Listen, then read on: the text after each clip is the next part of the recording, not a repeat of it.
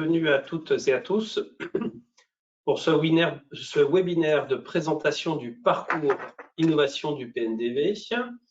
Alors, vous pouvez intervenir à tout moment en utilisant le chat. Donc, on est sur une visio qui a un format un peu particulier puisque vos caméras et vos micros sont coupés. Mais pour interagir avec les intervenants et notamment pour la fin de la séance où il y aura un question-réponse, vous pouvez utiliser le chat à tout instant. Donc, c'est le petit bandeau gris en bas de votre barre d'interaction. Voilà, je vous laisserai le trouver, cette zone de chat. Nous allons donc passer à peu près 25 minutes pour vous présenter le parcours innovation. On va essayer de finir la présentation à 16h30 de façon à pouvoir échanger avec vous pendant la deuxième demi-heure. Alors, on va se présenter. Audrey. Bonjour à tous, Audrey Dubois, chargée de mission au plan national dépérissement. Je serai la personne contact pour ce parcours innovation. Jean-Philippe Gervais, moi je suis directeur technique et qualité du bureau interprofessionnel des vins de Bourgogne et j'ai eu le plaisir de construire et d'accompagner le plan de dépérissement depuis sa création, depuis 2016. Et là, je copilote cette action plus spécifiquement avec mon collègue Vincent. Oui, donc moi je suis Vincent Lang, directeur du pôle technique et développement durable du bureau national interprofessionnel du Cognac. Et donc je suis membre du comité technique du PNDV depuis 3 ans. Et je travaille donc de près avec Jean-Philippe et Audrey pour monter cette offre et maintenant vous la proposer.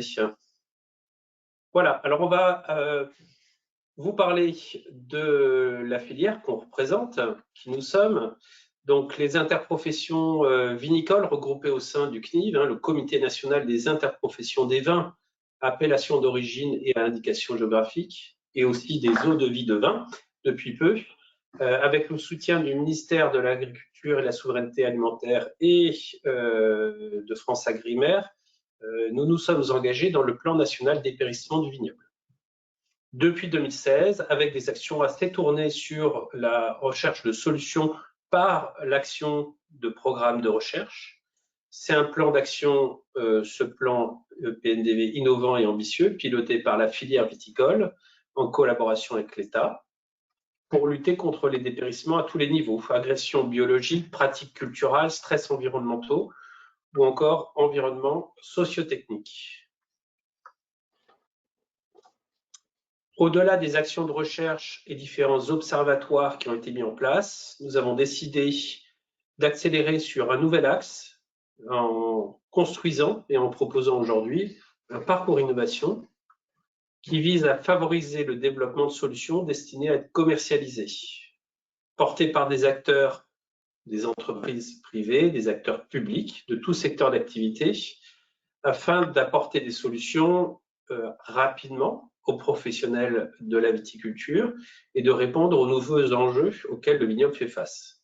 Donc, il y a quelques exemples, aléas climatiques, pathogènes, baisse des rendements. L'idée est bien de compléter l'action du PNDV au niveau de la recherche pour, sur une autre échelle de temps, favoriser l'émergence, l'application, la qualification et le déploiement de solutions innovantes qui vont apporter de la technicité et de la facilité à nos professionnels viticulteurs pour relever leurs différents enjeux.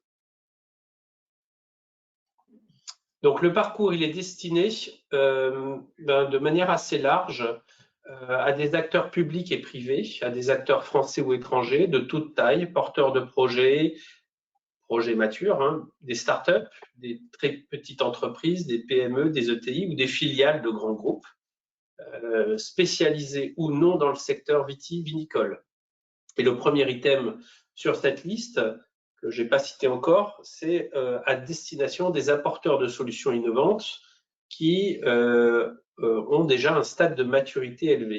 Donc, on a utilisé la classification de TRL, Technology Readiness Level, 5 à 7. Donc, on est bien sur des solutions qui ont déjà été éprouvées au stade de preuve de concept ou qui sont en cours de preuve de concept ou qui sont déjà commercialisés, mais dont il serait intéressant qu'elle soit testée à plus grande échelle dans les bassins viticoles français, mieux connus des viticulteurs, et qu'elle soit plus facilement déployée.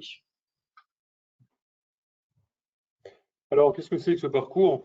On a un constat sur la filière vitivinicole, c'est que cette filière, elle est complexe dans ses modes de production, elle est complexe dans son organisation territoriale, et beaucoup de solutions ne sont pas développées parce qu'elles n'ont pas bénéficié finalement d'un accompagnement méthodo suffisamment exhaustif.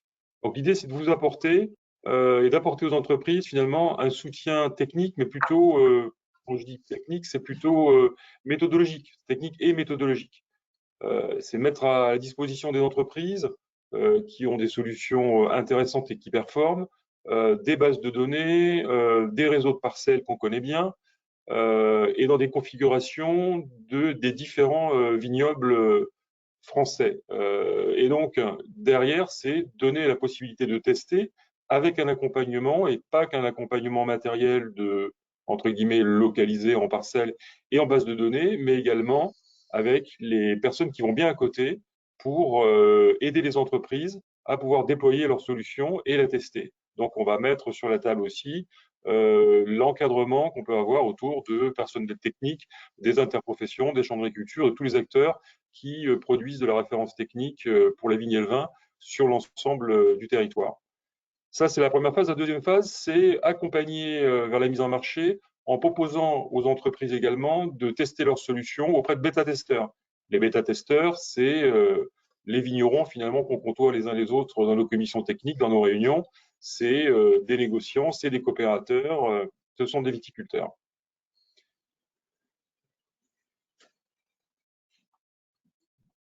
Alors, en termes de thématiques, Vincent a cité un certain nombre d'items. On part du principe qu'il faut effectivement répondre à quelques axes qui sont jugés pour nous prioritaires et sur lesquels on pense que ces entreprises vont avoir un effet de levier. Il y a 3 plans focus. Il y a tout ce qui tourne autour du rendement et de la physiologie de la plante, la compréhension rapide du rendement. Alors, ça peut être l'estimation du rendement, mais également l'analyse ou la visualisation des bas rendements, tout simplement. Imaginez des systèmes d'imagerie aérienne qui permettraient de caractériser des défauts, des hétérogénéités de rendement à l'ensemble sur les dispositifs de production. Il y a toutes les questions autour du climat et du sol et de la compréhension finalement notamment de l'alimentation hydrique de la plante. Donc tout ce qui va permettre de modéliser, de comprendre, mieux comprendre finalement l'alimentation de la contrainte hydrique de la plante. Alors à titre d'exemple, il y a déjà des sociétés qui commercialisent des systèmes basés sur des mesures de potentiel redox qui permettent d'avoir une idée indirectement et ensuite de faire de la modélisation sur le statut hydrique de la plante. Et également, il y a tout le volet autour de la protection contre les pathogènes, mais surtout sur le volet de détection de ces pathogènes. On a tous en tête les questions autour de la flavescence dorée. Ces questions aujourd'hui ne sont pas réglées. C'est typiquement un secteur ou une problématique qui coûte des millions d'euros à la filière tous les ans et pour lesquels des solutions existent, mais ne répondent pas forcément à la totalité et à la variabilité du développement de la maladie dans les différents bassins viticoles. Alors, il y a ces 3 items, je dirais, mais pas que. C'est-à-dire que si derrière des entreprises ont imaginé une solution qui potentiellement peut amener une donnée importante pour une autre entreprise, qui elle-même va intégrer ces datas pour faire un outil d'aide à la décision, par exemple, pour mieux gérer les risques de gel, c'est des choses qu'on peut tout à fait entendre. Donc, il y a ces 3 leviers, mais on ne ferme pas la porte à des innovations qu'on n'aurait pas forcément imaginées sur des items qui pourront se révéler pertinents demain. Et donc là, ça va être ensuite tout le travail et l'objet du travail finalement d'expertise et d'analyse des dossiers qui va être conduite par l'équipe et notamment par Audrey. Comment candidater? D'abord, le site internet, la page a été ouverte lundi sur notre site internet. Vous la voyez à l'écran. Cette page, elle reprend toutes les informations concernant ce parcours innovation, les questions qu'on va aborder aujourd'hui. Il y a une vidéo de présentation aussi rapide sur le parcours innovation. Sur cette page, vous voyez à l'écran, il y a un petit onglet documents à télécharger. Ici, vous trouverez donc les documents de candidature, les candidats retrouveront les documents de candidature, le document de réponse de l'appel à manifestation, la charte éthique et la charte de communication. Ce qui est demandé et ce qu'on conseille, c'est que les candidats nous contactent en amont pour faire part de la candidature et pour échanger sur leurs besoins. Ensuite, le dépôt se fait aussi sur cette page avec date de fin le 31 mai 2024. Le modèle de réponse à l'appel à projet, à l'appel à manifestation, il est assez court. On n'attend pas 30 pages de présentation. L'objectif, c'est vraiment d'écrire le projet, les objectifs, l'intériorité, avec des éléments sur la technique, des références bibliographiques sur l'état de la solution actuellement. Il y a aussi une notion de pourquoi est-ce que vous choisissez, enfin pourquoi est-ce que les candidats choisiraient la filière viticole, et ensuite bien sûr les motivations de l'entreprise. Et un point important, c'est de définir, de préciser l'accompagnement souhaité par les candidats. C'est pour cette partie où les échanges avec l'équipe du parcours sont nécessaires pour pouvoir vraiment arriver à un dossier de candidature précis, pour lequel on pourra avoir un avis précis sur ce qu'on pourra offrir de notre côté. Alors, le jury de sélection. Le jury de sélection, c'est un dispositif essentiel de ce parcours innovation, parce que c'est lui qui va évaluer les dossiers, c'est lui qui va choisir les candidats, et c'est sur la base de ces recommandations qu'on va construire finalement notre première promotion. Il a une particularité, vous pouvez le voir, hein, c'est qu'il contient un nombre impair de personnes. C'est toujours mieux quand on vote, hein, si on doit départager un dossier. Donc c'est pour ça qu'il y a un nombre impair de personnes. Et ensuite, on est parti du principe qu'il fallait qu'on diversifie les compétences attendues dans ce jury de sélection. Donc on va retrouver des membres du comité technique du plan dépérissement, mais également des gens, on appelle ça les 15 du plan, peut-être que vous en avez entendu parler, qui sont notre relais en région des actions du PNDV. Et donc ces référents régionaux ont une très très bonne connaissance, bien entendu, de la région viticole, des problématiques de dépérissement et de l'écosystème. Ensuite, il y aura des professionnels de la filière. Des professionnels de la filière, ce sont des viticulteurs, des négociants, des coopérateurs, qui eux-mêmes ont une très très bonne expertise sur les besoins attendus par rapport aux leviers qu'ont imaginé bouger et mobiliser les startups concernées. Ensuite, le volet financier est important, donc on aura un expert financier, puis un représentant d'un pôle de compétitivité, et enfin un expert à caractère scientifique et technique qui nous permettra d'affiner finalement notre vision sur le volet pertinence scientifique du projet. Ce jury de sélection, donc qui va évaluer les candidatures, va travailler sur les critères suivants. Avant tout, l'évaluation du potentiel technique de la solution, mais dans un cadre de contrainte qui est celui du potentiel économique. On a vu fleurir ces dernières années un certain nombre de solutions potentiellement intéressantes, hein. Je pense notamment à tous les kits de recherche de maladies par technique génomique, mais qui n'ont pas trouvé leur marché parce qu'ils étaient plus coûteux que la méthode finalement de référence. Un point qui est important pour nous, c'est le potentiel de collaboration réussie entre notre équipe finalement et le porteur de projet, parce qu'on peut imaginer que une solution ne soit pas complètement aboutie, et on peut aussi aider ces entreprises via notre connaissance finalement de l'écosystème R&D qu'on a au national maintenant, avec toutes ces années d'expérience et tous les appels à projets qu'on a pu conduire dans le cadre du plan dépérissement. Et c'est aussi potentiellement aiguiller une entreprise à affiner sa solution technique en la mettant en lien avec des labos dont on sait qu'ils vont apporter une compétence qui va donner de la plus-value au projet. Et bien entendu, l'adéquation entre les besoins en développement et l'offre du parcours innovation.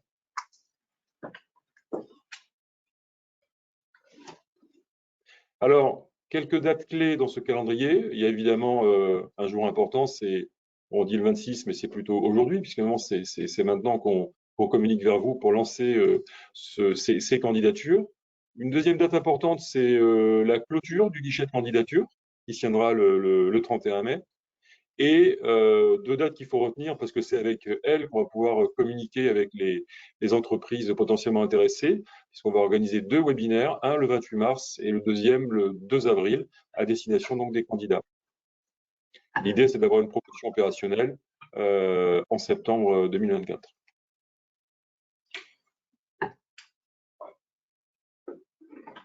Alors, vous avez compris l'essentiel, je pense, de nos intentions et des modalités et aussi de nos ambitions derrière ce parcours. On a préparé quelques questions-réponses, on anticipe, et je vais vous expliquer un petit peu les réponses qu'on souhaite vous apporter à ces différentes questions.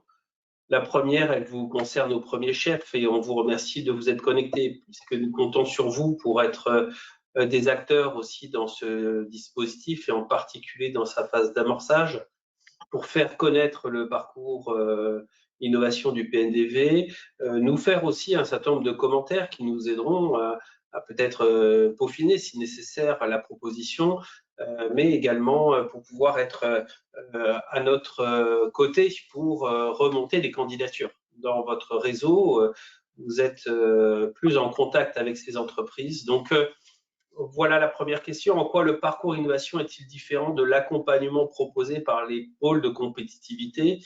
On n'a pas souhaité évidemment aller sur vos propres champs hein, de travaux et d'activités, mais essayer d'être complémentaires.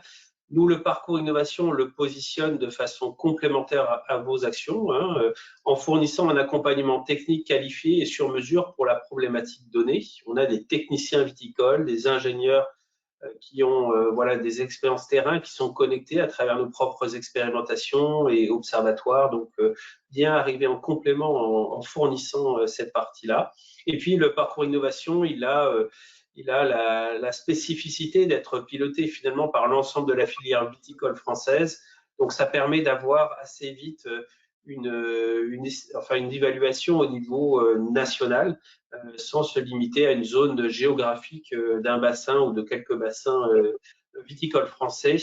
La façon dont on conçoit les choses, c'est que les entreprises candidates qui seront choisies finalement, qui seront dans notre première promotion, on verra sur quel bassin au pluriel ou au singulier elles peuvent commencer à tester leurs solutions, mais on aura toujours en tête le fait qu'on veut que ça soit des solutions qui soient déployables ou avec un potentiel d'échelle sur l'ensemble du bassin, sur l'ensemble des bassins viticoles français. Donc ça, c'est la première question. On pourra revenir sur ce point-là si vous avez des compléments de précision que vous souhaitez quand on ouvrira la partie questions-réponses dans quelques minutes.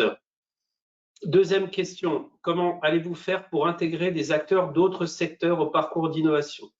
Enfin, d'autres secteurs au parcours. Donc, c'est vrai qu'on est déjà connecté, vous l'êtes aussi sur des sujets liés à l'innovation dans le domaine viticole, mais une des ambitions, c'est d'aller chercher des entreprises qui viennent d'autres secteurs et d'autres géographies transnationales, on va dire. Donc, lors de la sélection au début du parcours, on porte de l'importance à l'évaluation et à la construction d'une collaboration réussie hein, par différents temps d'échange pour pouvoir favoriser l'intégration d'entreprises qui nous connaissent peu ou qui ne sont pas actives encore dans le domaine viticole. Il y a une phase un peu de collaboration pour essayer d'attirer les gens, en plus de la publicité qu'on a démarrée. Hein, et aujourd'hui, on est dans notre premier webinaire. On a des actions vis-à-vis de la presse pour se faire connaître un maximum au-delà des horizons classiques sur lesquels on opère. Pourquoi ne pas financer les projets? Alors ça, c'est une question importante. C'est un choix que nous avons pris à ce stade-là, de ne pas injecter de l'argent dans les entreprises, de ne pas financer les essais R&D, de ne pas financer des analyses de sol, d'air ou de raisin, mais plutôt de donner de l'argent et du capital aux entreprises en leur fournissant du temps et du temps humain avec de la compétence technique, voire d'offrir la possibilité d'accéder à des données ou des bases de données déjà existantes dans nos différents réseaux techniques d'interprofession pour pouvoir corroborer, conforter leurs mesures sur le terrain avec leurs solutions techniques aux bases de données existantes. Donc, c'est le choix de donner de la valeur par ce biais-là, en plus d'un accompagnement avisé, on va dire, plutôt que de fournir de l'argent en cash pour que les projets puissent se faire. L'idée, c'est que sur les candidatures intéressantes, je pense qu'on va veiller à ce que les entreprises perçoivent bien la valeur de ce qu'on leur offre par ce biais-là.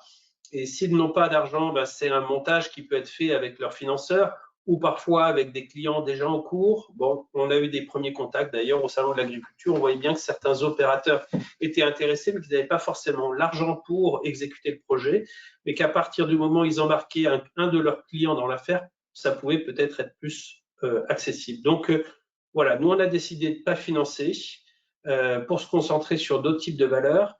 Après, on verra s'il y a des très beaux dossiers qui manquent un tout petit peu d'argent pour le coup de pouce pour que le dossier avance. On pourra y réfléchir au niveau du PNDV, mais a priori, c'est pas notre clé d'entrée.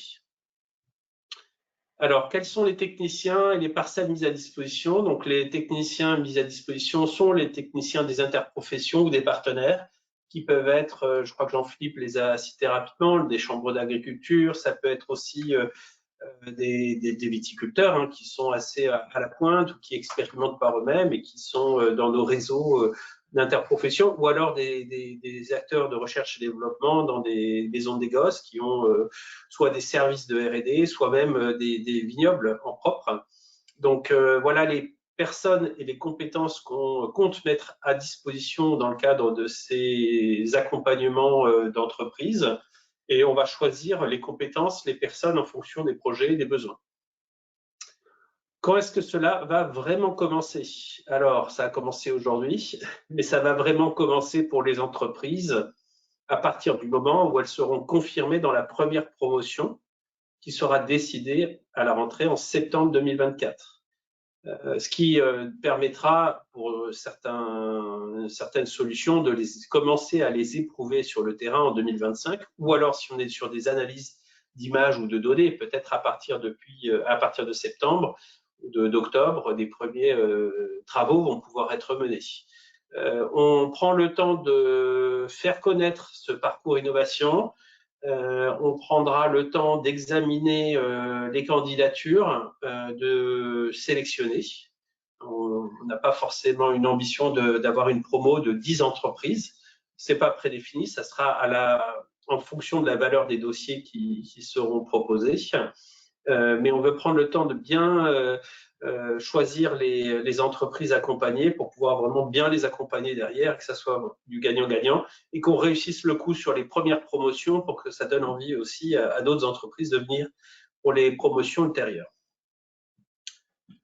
Comment va se passer le suivi? On va mettre en place un format et avec un suivi régulier en accord avec les sociétés lauréates de la promotion. Donc, nous n'avons pas encore bien défini les modalités. Il y aura certainement au niveau du comité technique du PNDV des sponsors des différentes entreprises, des points réguliers organisés aussi avec Audrey hein, et ces acteurs-là pour que les gens ne soient pas dans la nature, au contraire qu'il y ait un accompagnement dans le cadre de ce parcours. Combien de temps le parcours peut-il durer pour une entreprise? Alors, il s'agit d'apporter des solutions techniques qui ont une maturité plus avancée, hein, plutôt avancée, pour qu'on puisse déboucher sur des solutions applicables, commercialisables, qui rendent un service technique sur le terrain, on va dire, dans le court terme. Donc, évidemment, ce n'est pas pour le millésime 2024, mais on est plutôt sur des parcours qui peuvent durer 2 à 5 ans pour une entreprise, en fonction de son niveau de maturité. Parfois, il y a des millésimes qui empêchent, pour des questions climatiques, par exemple, de tester telle ou telle solution. Donc, c'est remis à l'année suivante. Voilà, on n'est pas rigide sur le sujet et on estime qu'un parcours pourrait durer 2 à 5 ans pour une entreprise. L'objectif, c'est de voir d'ici 2-3 ans des premières solutions qui concluent, on va dire, ou qui sortent du parcours, qui ont fini le parcours et qui, à ce moment-là, pourront être labellisées comme des entreprises lauréates du parcours innovation du PNDV. Donc, l'objectif est de fournir un accompagnement, mais aussi un label à la fin du parcours. Je vais juste revenir sur ce que dit Pardon, Vincent, je voulais juste revenir sur un point que tu as évoqué, sur le financement des projets.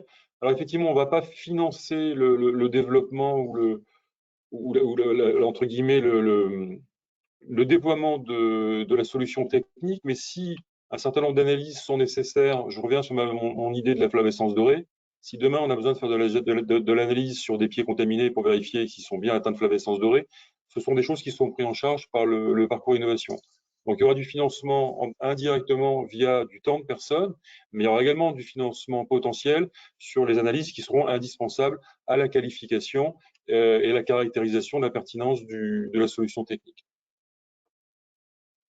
Voilà, alors on a fini pile à l'heure notre exposé. Nous allons passer maintenant à la partie questions-réponses. Merci pour les commentaires et questions que vous avez déjà remontés sur le chat. On va prendre les choses de manière méthodique, comme elles sont arrivées. Et c'est Audrey qui va nous les énoncer. Puis avec Audrey et Jean-Philippe, on vous donnera nos réponses. Alors, première question, parmi les thématiques citées, il y a beaucoup de sujets concernant des indicateurs. Des solutions de lutte sont-elles aussi attendues, comme les biostimulants, les filets ou tunnels de protection?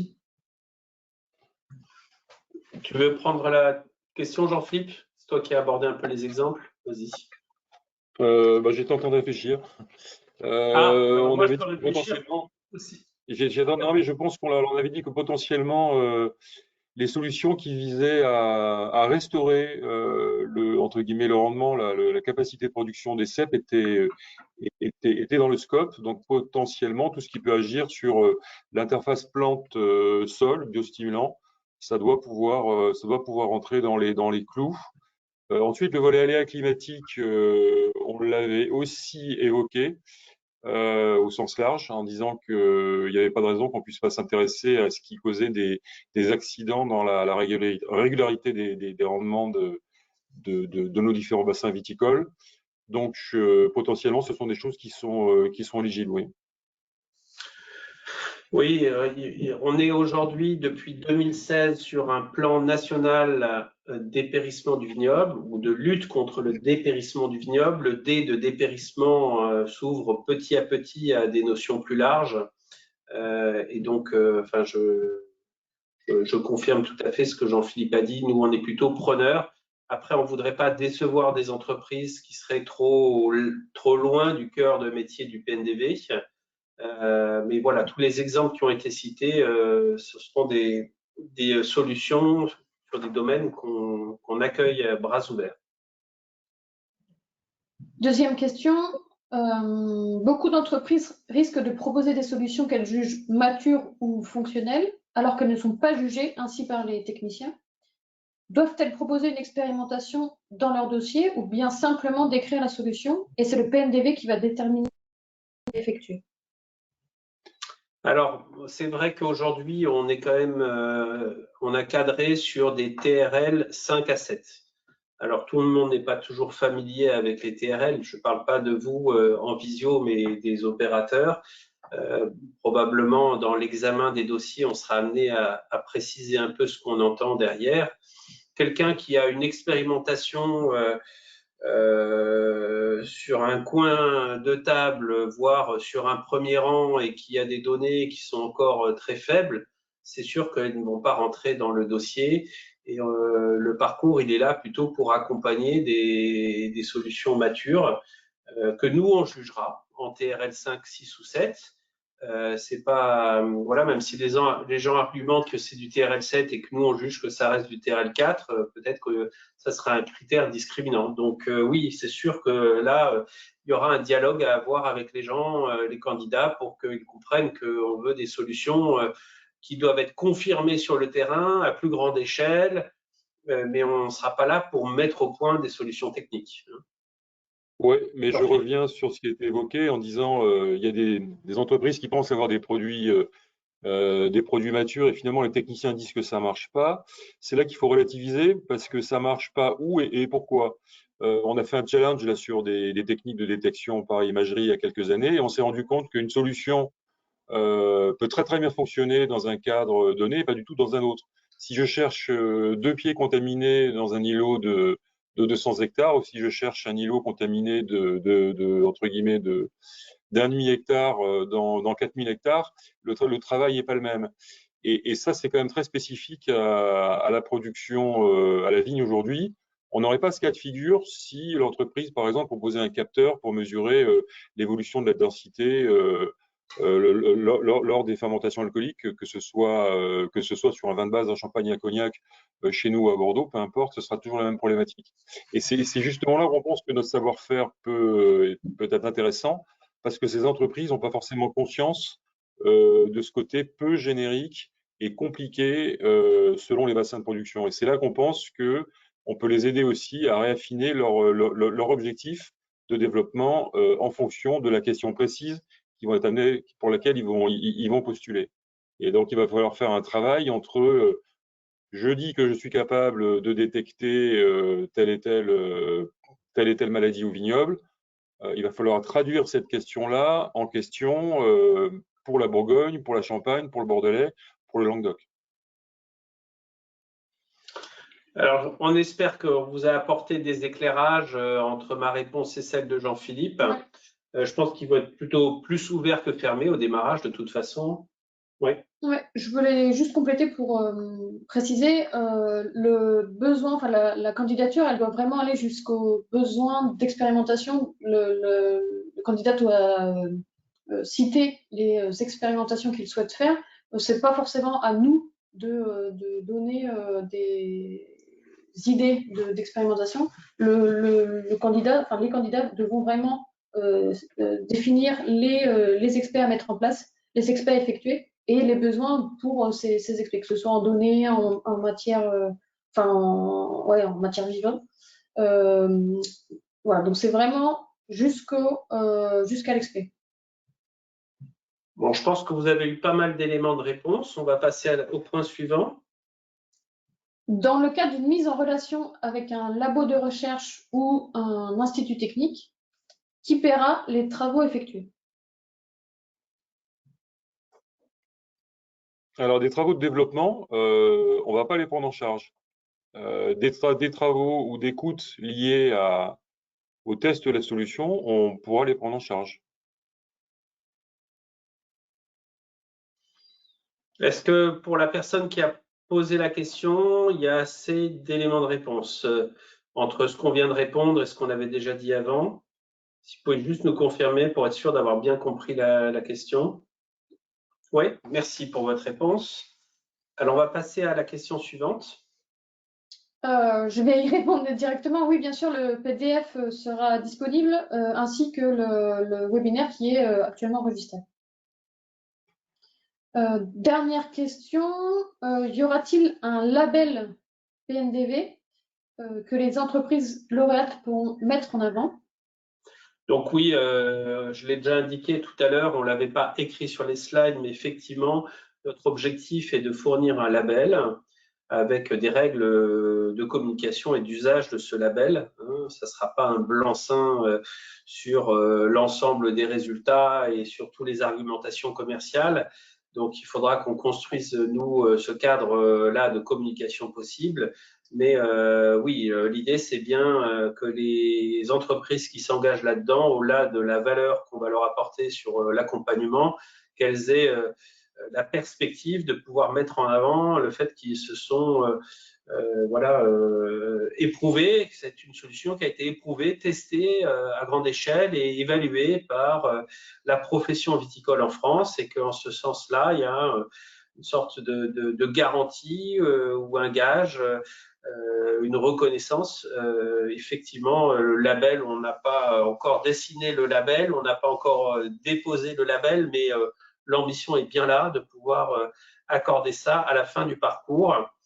Le parcours étant construit avec ces différentes phases que Jean-Philippe vous a exposées, hein, une solution qui mérite d'abord encore des tests, des expérimentations sur le terrain pour la stabiliser, la peaufiner, la qualifier techniquement.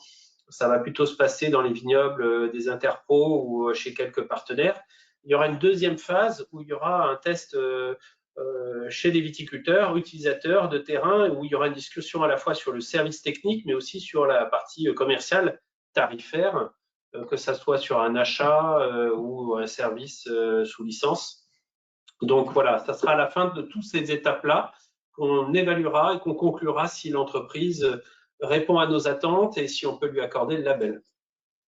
On sera vigilant pour que les entreprises ne mettent pas en avant le fait qu'elles sont dans le parcours innovation PNDV avant qu'il y ait une conclusion. On verra si on peut leur laisser la possibilité de mentionner qu'elles sont dans une promotion du parcours PNDV, mais qu'elles mettent en avant les conclusions finales qu'elles sont reconnues par le PNDV, ça ne sera pas possible. Voilà. Donc on sera un peu vigilant sur les niveaux de marketing qui pourront être faits. Et nous ne revendiquons aucune propriété intellectuelle sur les, entre guillemets, les solutions qui bénéficieront de ce label. J'avais dit que c'était la dernière question, mais une question est arrivée entre-temps. À ce jour, est-ce que tous les bassins viticoles pourront être accessibles pour les essais ou seulement certains? Et lesquels? Alors, on n'a pas encore contacté tous nos relais dans tous les bassins viticoles. Je pense par exemple au vignoble de Savoie, pour donner un exemple. Donc, on a au niveau du comité technique une représentation sur la plupart des grands bassins viticoles. Mais sur le principe, bien sûr, oui, ça sera possible. Il faut qu'on discute avec nos collègues qui ne connaissent pas forcément toujours tout dans les détails. Ils sont au courant quand même des démarches, mais pas dans les détails. Donc, s'il y a une solution qui souhaite être testée dans le vignoble de Savoie, il faudra que nous, on trouve l'organisation pour que les essais puissent être accompagnés dans cette région-là. Jean-Philippe, je vois que tu étais en train d'aller dans ce sens, c'est bien ça? Oui, c'est exactement ça. Je pense que le choix des vignobles ou des vignobles de test se fait en lien avec aussi la question qui va être traitée. Si on est sur le statut hydrique de la plante, il y a un certain nombre de vignobles qui vont arriver en première ligne avant d'autres, forcément. Donc je rejoins, je partage ce que vient d'évoquer Vincent. Oui. Et pour compléter, donc au sein du PNV, il y a bien toutes les interprofessions viticoles et des eaux de vie. Et en plus, comme je crois que c'est Jean-Philippe qui l'a cité, nous avons des référents en région, ce sont les 15 du plan, qui eux sont très au courant du parcours innovation et qui sont les relais dans différents vignobles. Et en ce qui concerne la Savoie, on a une personne référente dans les vignobles savoyards.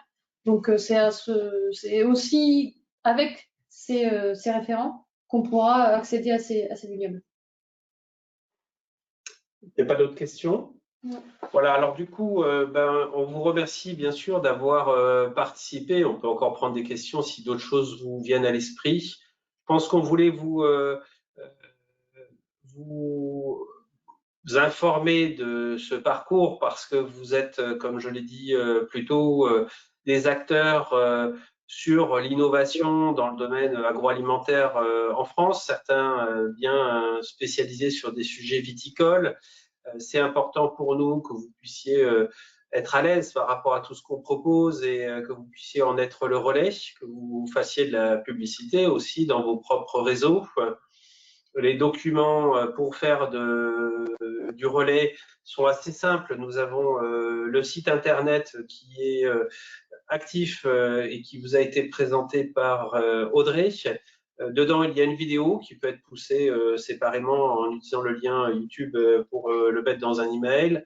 Nous avons également une plaquette en 2 pages. On a sous format papier, en quelques exemplaires, mais aussi sous format PDF. Donc, on peut vous fournir tous ces éléments-là. Si vous avez des questions, il y a bien sûr Audrey qui est à votre disposition pour préciser et éventuellement vous indiquer des détails pratiques ou commencer à avoir des prises de contact avec des entreprises que vous connaissez qui se posent des questions.